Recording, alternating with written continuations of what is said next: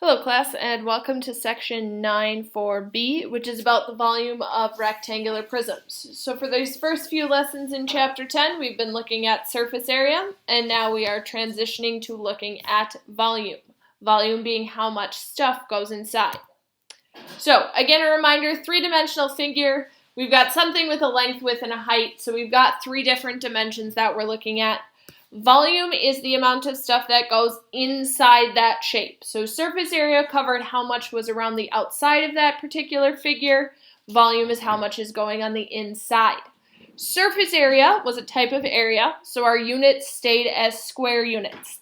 Now when we're talking about volume, talking about how much stuff goes on the inside, that's going to be talking about cubic units. So that goes for example, centimeters cubed, feet cubed, yards cubed. Anything to the third power now is going to be a volume measurement.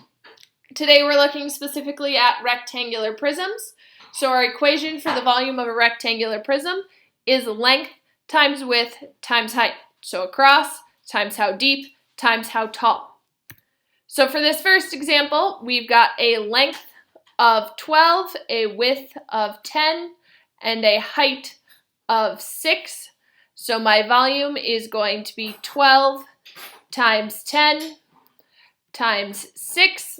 And when you multiply all of those, you're going to end up with a volume of 720 centimeters cubed. So all you have to do is figure out your three measurements and then plug it into the calculator to multiply.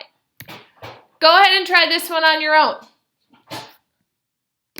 In this case, super simple. Length, width, and height are all 5 inches. So 5 times 5 times 5 gives you a volume of 125 inches cubed. With this next one, notice we now have fractions. My suggestion to you, if you don't want to deal with multiplying fractions, is convert those into decimals. So we know that 1/2 is 0.5, so that's going to give us 12.5 inches here for our height. And then we've got our width of 3 1/4. You can do 1 divided by 4, which is going to give you 0.25. So we have 3.25 inches here for our width. So then in order to find our volume, we're going to take and we're going to say volume is equal to length, which is 8, times the width, which is 3.25, times the height, which is 12.5. And when I multiply all three of those values together, I'm going to get a final volume of 325 inches cubed. Again, remember, volume is cubed measurements, so we have that exponent of 3. Go ahead and try this one on your own. So length times width times height gives us 11.5 times 3.5 times 7. For a final volume of 281.75 inches, and that should be cubed, not squared. Last thing we're going to do here is talk about how we can work backwards to find one of the missing values.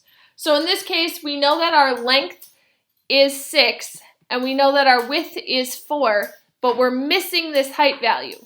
They give us the final volume of 84 meters cubed. So we're going to take our volume equation of volumes equals length times width times height, and we're going to plug in what we know.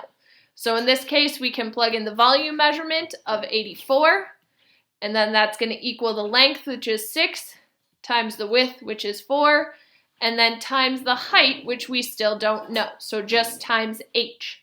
So your first step now is going to be to solve the two things that are being multiplied. So in this case, we've got 6 times 4, which is going to give us 24. So now I've got 84 is equal to 24 times h, or 24h. Then that goes back to solving using SAD meat. The opposite of multiplication is division. So we need to divide both sides by 24. So when I do that, I've got 84 divided by 24 and 24 divided by 24. When I do 84 divided by 24, that's going to give me 3.5. So that means 3.5 meters is going to be my height. Remember, the height is a single measurement, so it is just a label of meters, not meters squared or not meters cubed. Go ahead and try to find the width of this one on your own. When you set that up, you've got 94.5 is equal to 7 times the width times 3. We can do 7 times 3, which is going to give us 21. In order to get rid of that 21, we divide it on both sides, giving us a final width of 4.5 kilometers.